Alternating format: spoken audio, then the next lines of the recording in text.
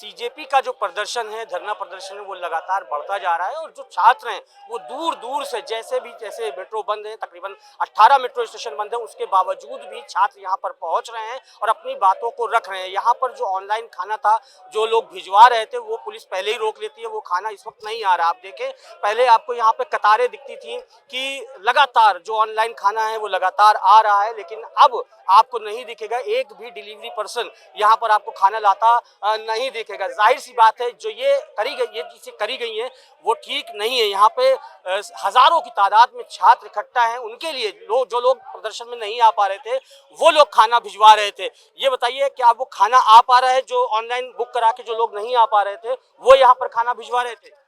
रोका जा रहा है। कई वीडियो में भी देखा है कि कुछ पुलिसकर्मी भी जो रोक रहे हैं, जैसे जोमेटो वाले, स्विगी वाले आ रहे हैं और वो उनको रोक के उनके बैग में से पार्सल जो है निकाल रहे हैं। तो ये बहुत गलत है। बच्चे आए हुए हैं, सभी युवा आए हुए हैं, छात्र आए हुए हैं, इनका दर्द है जो सरकार को सुनना चाहिए और जो है इस तरीके की हरकत नहीं करनी चाहिए और इनकी मांगों को जो है स्वीकार करना चाहिए। खाना ना रोक लेना, जो लोग समर्थन में खाना भेज रहे हैं, खाना रोकना तो बेवजह है ना। ये तो जी बिल्कुल बेवजह है। ये इस तरीके से इनको खाना नहीं रोकना चाहिए, क्योंकि खाने की चीज़ एक ऐसी है जो आम आदमी नॉर्मल वैसे भी खा सकता है, लेकिन प्रशासन को इस चीज़ पर ना बिल्कुल थोड़ा सा ध्यान देना चाहिए कि जो खाने की चीज़ें वो लोगों तक पहुँचे, जो छात्र बैठे हैं उन तक पहुँचे। देखिए, समर्थन जो कर रहा है, वो जो नहीं आ पा रहा है, वो खाना यहाँ पर भिजवा रहा है छात्रों के लिए, और खाने को रोक लेना ये अपने आप में नाइंसाफी है। प्रशासन को इसके बारे में सोचना चाहिए। खाना यहाँ पर अब नहीं आ पा रहा है, जो लोग ऑनलाइन भिजवा रहे हैं। सर, खाना तक नहीं रोका गया, खाना पानी दोनों रोका जा रहा है और उसके साथ जो यहाँ बाथरूम है उनके पाइपलाइन तक तोड़े गए हैं। ये हालत है इस जगह का। ये तो मौलिक अधिकार है सबका भाई।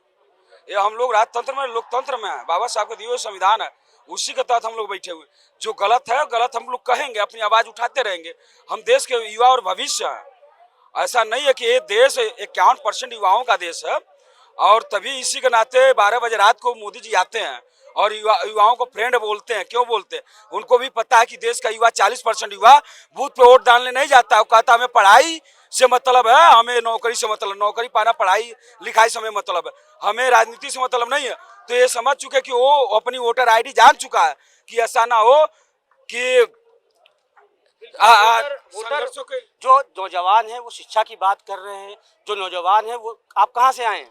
ये प्रयागराज से आए हैं, उत्तर प्रदेश प्रयागराज से आए हैं। प्रयागराज से आए हैं। यहाँ पर अब वो जो ऑनलाइन खाना आ रहा था वो अब नहीं आ रहा है, वहाँ रोक लिया जाता है, तो उस पर क्या कहेंगे, क्या मांग करेंगे? मैं तो यही कहूँगा कि इस देश में जो भी छात्र प्रोटेस्ट कर रहे हैं, अगर ये प्रोटेस्ट कर रहे हैं तो कोई 50 किलोमीटर दूर से आया, कोई 5 किलोमीटर दूरी से आया, कोई अपने घर से तो खाना लेके आएगा नहीं। और जो दूर से, जो इस देश में है नहीं, जो बाहर अपने रोजगार के लिए जो बाहर है, अगर वो छात्रों के लिए कुछ योगदान देना चाह रहे हैं तो वहाँ से अपना ऑनलाइन पेमेंट कर रहे हैं और अपना खाना वगैरह वितरण कर रहे हैं। तो ये इसमें बहुत बड़ा मुद्दा नहीं होना चाहिए। मुद्दा ये होना चाहिए कि इस देश में एजुकेशन सिस्टम कैसा है। एजुकेशन सिस्टम पे अगर हम एजुकेशन मिनिस्टर को अगर हम इस्तीफा मांग रहे हैं तो इस देश के भविष्य के आने वाले टाइम में शिक्षा व्यवस्था की अलग दिशा में ले जाने के लिए कार्य करने। अगर कोई नेता ये सोचता है कि छात्रों को बहका लेंगे, बलगरा लेंगे, छात्रों को जो है दबाव में ले लेंगे, क्योंकि 20 तारीख का मंजर आप देख चुके हैं, उसके बावजूद भी जो भीड़ है वो कम नहीं हुई है, तो इसका मतलब आप छात्रों को समझा तभी सकते हैं जब छात्रों की बातों को समझेंगे। क्योंकि ये शिक्षा की बात कर रहे हैं, जो भविष्य है छात्र, जो देश का भविष्य छात्र कहे जाते हैं, वो अपनी शिक्षा के लिए लड़ रहे हैं। जिस तरह छात्र खुद कमान संभाल चुके हैं, ऐसे में क्या लगता है कि अभी तक तो कुछ मांगे मानी है, लेकिन अभी इस्तीफे पे कोई बात नहीं कर रहा है। इस्तीफा भी आएगा सर, इस्तीफा भी जरूर आएगा। ये सरकार जो डर गई है, छात्रों से डर गई है। और जो आपने खाने की बात की, मैं कहना चाहता हूँ, ये इस चीज़ के पहले ही भूखे है। ये रोजगार की रोजी छीनना चाहते हैं, ये गरीब को और गरीब रखना चाहते हैं, ताकि कोई इसको देखे, जगह को ना देखे, अपने रोजगार की बात ना करे। ये गरीब को और गरीब बनाना चाहते हैं। इनका प्रोपेगेंडा यही है 14 के बाद से।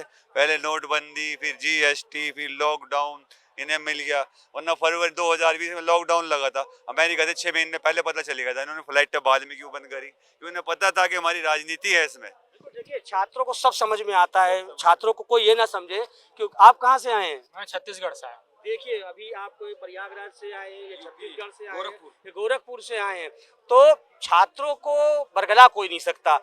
जिस तरीके का माहौल चल रहा है, तो क्या मानते हैं आखिर कब तक सरकार मांगे मानेगी? मानना तो पड़ेगा सर। अभी जैसे फिलहाल ही में अभी मोदी जी ने अपना रील्स डाला है, तो कभी वो प्रेस कॉन्फ्रेंस भी नहीं किए हैं, तो ये हमें हमारे जीत के जैसा देखा जाना चाहिए इसे, और इस्तीफा जरूर होगा, जल्दी होगा। हाँ जी, कहाँ से आए हो आप? मैं बिहार से आया हूँ। ये देखिए बिहार से, बिहार में भी तो बड़ा तगड़ा हो रहा है। वो तो बिहार राजनीति का गढ़ है, वो तो केवल वो तो मुद्दा खोजते हैं। वो बिहार 75 का आंदोलन वहीं से चालू हुआ, छात्र आंदोलन, और जीता भी। गुजरात में दबा दिया गया है, लेकिन ये देश की जो दूसरी लड़ाई चल रही है आज़ादी के ना, इसका भी हल निकलेगा। राजनीति करते हैं, नेता है, उनको समझना पड़ेगा कि वो समय खत्म हो चुका है कि आप आए, आपने कुछ कहा और छात्र मान गए। छात्र को मालूम है उसको अपना हक कैसे लेना है। आप एक बात बताइए कि जिस देश में आप जी रहे हैं, उस देश में आज़ादी को किस तरीके से आप देख रहे हैं, क्या महसूस कर रहे हैं? हर चीज़ पे पाबंदी लगा हुआ है देश में। यहाँ पे लोगों को भाषा पे बांटा गया है, कपड़े पर बांटा गया है, वो तो बात की बात है। कपड़े पर बांटा गया, भाषा पे बांटा गया, यहाँ जाति धर्म में बांटा गया। यहाँ पे सवाल पूछो तो आपके ऊपर एफआईआर हो जाएगा, एंटी नेशन घोषित कर दिया जाएगा। तो ये एफआईआर करना और ये सब चीज़ें जो है ना, ये जनता की मुद्दे को दबाना होता है। एक तरफ डर भय पैदा करना, जिस तरह सरकार 2014 में झूठ बोल करके आई कि मैं ये करेंगे, बीच में इन्होंने बोलते गए, मतलब लंबी फेंकते गए कि मुझे 50 दिन मौका दे दो, मुझे इतना दिन दिया और 20 दिन दे दो। ये आंदोलन अभी भी जारी। आप कहाँ से आए हो? आंध्र प्रदेश। आंध्र प्रदेश से आए हो आप? हाँ, कि मैं कहना चाहता हूँ कि सरकार को कि आप इतने गरीबों लोगों के बच्चों के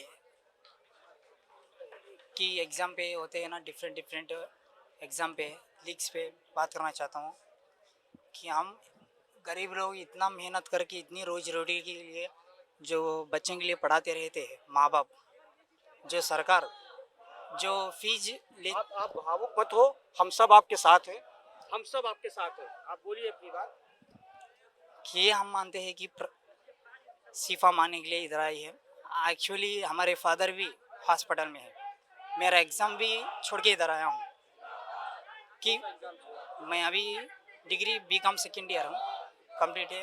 ये जज्बात हैं, ये सरकार को देखना चाहिए। ये जज्बात हैं, ये जो राजनीतिक पार्टियों की जो भीड़ आती है, उनसे आप पूछने जाइए तो वो तो बाकायदा उनको खाना भी मिलता है, बैठने की जगह भी मिलती है।